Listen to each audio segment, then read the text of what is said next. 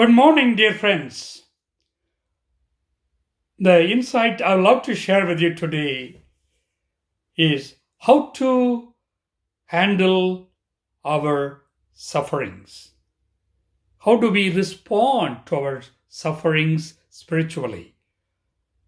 This is an insight I got from Joyce Roop, one of the best spiritual writers.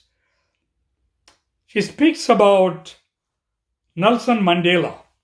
We all read or heard about his life story, a great man who fought against apartheid for 27 years. He was in a brutal and terrible conditions in a prison in Robben Island.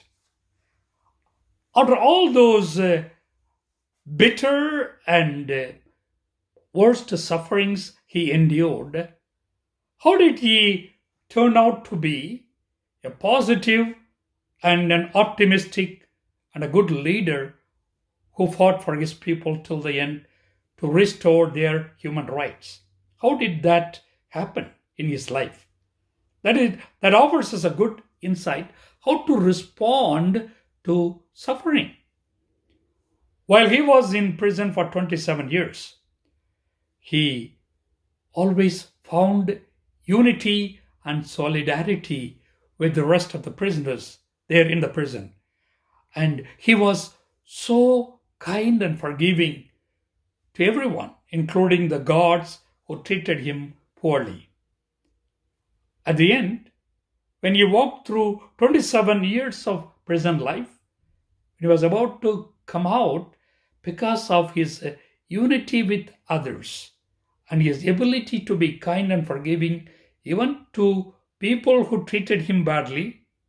That offered him the hope and openness that humanity can still change. The sufferings did not deter him from being a good person. See, some of us we think that suffering can totally destroy us, take all the joy out of our life. It could be, but that is not the end, because pain is in our body, in our flesh. It originates from there. But suffering is in our mind. It tells us what is really suffering, what is the cause, what it has caused, who offered us this suffering. All those things is created by the mind.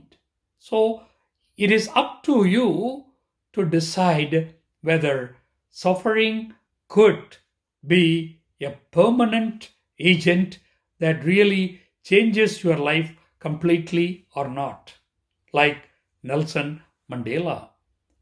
When we take the example of Jesus on the cross, I have spoken it in another video too. Though he initially resisted suffering, he didn't want to enter into it, once he accepted God's will and decided to enter into the suffering on the cross, he went through it with a great trust in the Father. He surrendered everything to the will of God and to the power of God and allowed Him to take over when he was walking through the worst suffering of his life. And that transformed everything.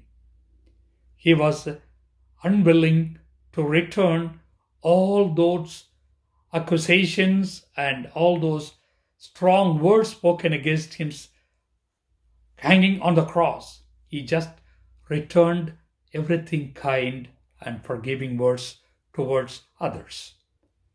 That should be our attitude too when we face suffering.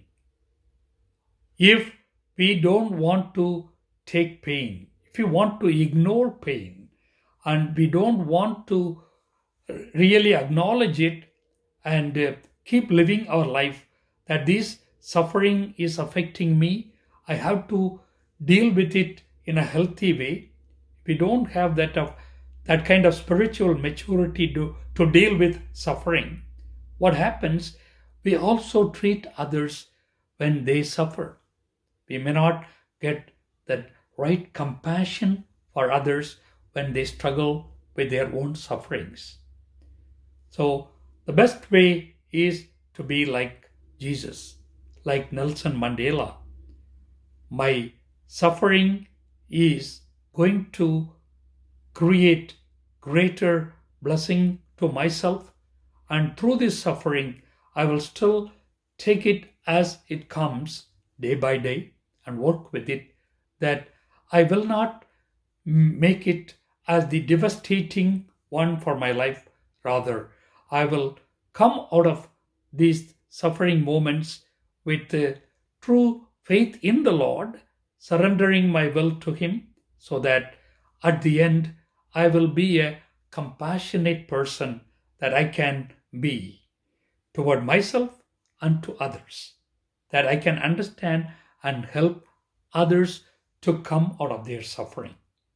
So, this is one way of looking at suffering, and how we can spiritually respond to moments of suffering in our own life and in the life of others.